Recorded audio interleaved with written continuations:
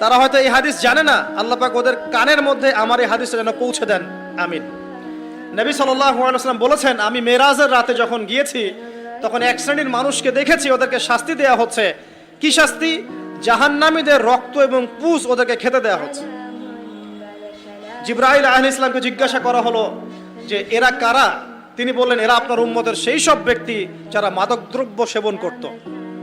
আল্লাহ রাব্বুল আলামিন তার হাবিবের মাধ্যমে জানিয়েছেন, যখন কোনো মুসলিম মাদক সেবন করে বা কোনো ব্যক্তি মাদক সেবন করে তখন 40 দিন তার নামাজ কবুল হয় না। এরপর যদি সে তওবা করে তাহলে আল্লাহ পাক তার তওবা কবুল করবেন ইনশাআল্লাহ। যদি সে আবারও মাদক খায় তওবা করার পর, আবার 40 দিন তার নামাজ কবুল হবে না। যদি সে আবার তওবা করে আল্লাহ পাক আবার তাকে মাফ করে দিবেন। যদি সে আবারও মাদক খায় আবার 40 দিন তার নামাজ কবুল হবে না। তারপর যদি আবার তওবা করে আবার আল্লাহ তাকে মাফ করে দিবেন।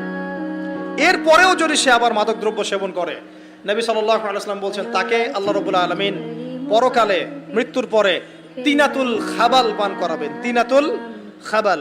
জিজ্ঞাসা করা হলো, ইয়া রাসূলুল্লাহ, তিনাতুল খাবাল কি জিনিস? নবী সাল্লাল্লাহু আলাইহি ওয়াসাল্লাম উত্তর দিচ্ছেন, এটা হচ্ছে জাহান্নামীদের রক্ত, মাংস, এগুলো পুড়ে পচে যে রসটা বের হবে, এটা হচ্ছে তিনাতুল খাবাল।